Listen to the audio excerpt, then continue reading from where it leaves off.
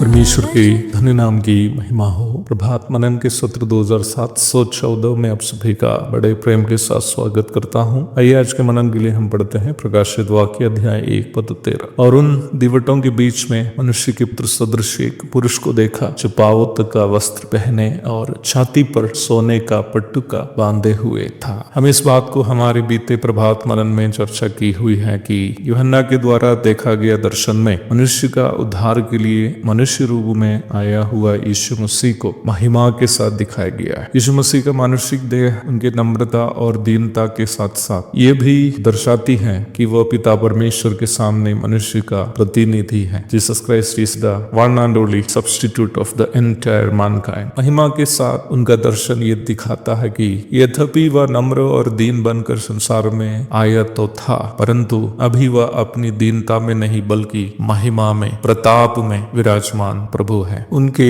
वस्त्र धारण के बारे में दो महत्वपूर्ण बातें हम 13वीं पद में देखते हैं। पहली बात, वह पांवों तक वस्त्र पहने हुए हैं। दूसरी बात, छाती पर सोने के पट्टुका बांधे हुए। वस्त्र एक पहचान होती है। पौराणिक समय में राजा महाराजा लोग अपनी पहचान के लिए विशेष प्रकार वस्त्र धारण करते थे। आज के जमाने में बड़े बड़े सैनिक, अफसर तथा पुलिस अधिकारी आदि की पहचान उनके वस्त्र धारण से की जाती। जब हम पुराने नियम की ओर जाते हैं तो ये जानकारी मिलती है कि महायाजक की पद एक ऐसी विशेष पद थी जिन्हें विशेष प्रकार वस्त्र धारण करना अनिवार्य होता था। निर्गमन अध्याय 28 पद 3 से 14 तक पढ़िए। निर्गमन 28 की 2 एवं 3 पदों में हम इस प्रकार पढ़ते, और तू अपने भाई हारून के लिए वैभव और सौभाग्य के निमित्त पवित्र वस्त्र बनवाना, और जितनों के हृदय में बुद्धि है, जिनको मैंने बुद्धि देने वाली आत्मा से परिपूर्ण किया है, उनको तू हारून के वस्त्र बनाने की आज्ञा दे कि वो मेरे निमित्त याजक का काम करने के लिए पवित्र बने। इस भाग में महायाजक का विशेष वस्त्र धारण के 3 उद्देश्य को बताया गया है। पद 2 में लिखा है, वैभव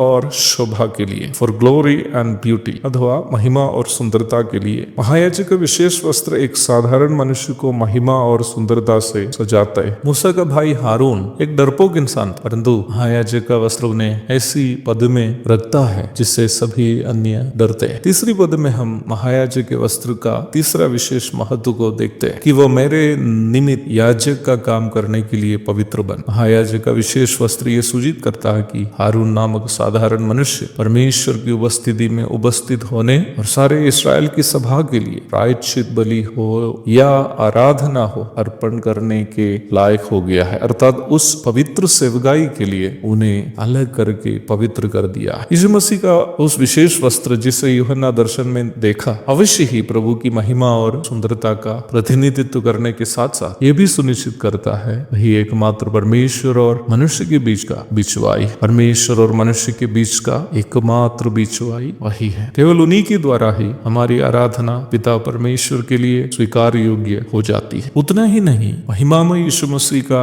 ये विशेष वस्त्र धारण हम जितने उद्धार पाए हुए हैं पर पाप से प्रदूषित शरीर में ही वास कर रहे हैं, हमारी धन्य आशा को प्रज्वलित कर देता है। यद्यपि आज हम एक दीनहीन शरीर में क्यों न वास करते, पर हमारा ये दीनहीन शरीर यथाशीघ्र बदलने जा रहा है। प्रेरित पौलुस कहता है, पर हमारा स्वदेश स्वर्ग पर है, पर हम एक उद्धारकर्ता प्रभु यीशु मसीह के वहां से आने की बाट जोर है। वह अपनी शक्ति के उस प्रभाव के अनुसार जिसके द्वारा वह सब वस्तुओं को अपने वश में कर सकते हैं, हमारी दीनहीन शरीर का रूप बदल कर अपनी महिमा की देह के अनुकूल बना देगा। फिलिपी अध्याय 3 पद 20 और 21। हाँ प्यारो, आज हम इस संसार में बीमारी, दर्द, निराशा और तरह तरह की अन्य समस्याएं भरे शरीर शरीर में जीवन व्यापन कर रहे हैं, परंतु वो दिन जल्द आने वाला है जब हम भी प्रभु के समान हो जाएंगे, पवित्रता से परिपूर्ण शरीर को धारण करते हुए, और उनको वैसा ही देखेंगे जैसे वो है। पहला यूहन्ना 3:2। कटिहार से नई दिल्ली की ओर यात्रा के दरमियान पूर्वोत्तर संपर्क क्रांति एक्सप्रेस में बैठकर मैं इन शब्दों को लिख रहा, हरियाणा में सेवा के लिए जा रहा। मेरी गाड़ी कुछ ही देर में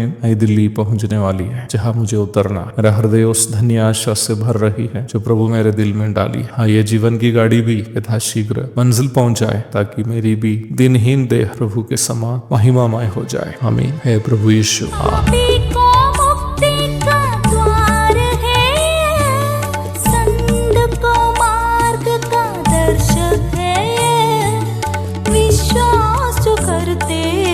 उसके लिए अनंत जीवन का साधन है ये है वचन, प्यारा वचन, यीशु मसीह का प्यारा वचन। ये है वचन, प्यारा वचन, यीशु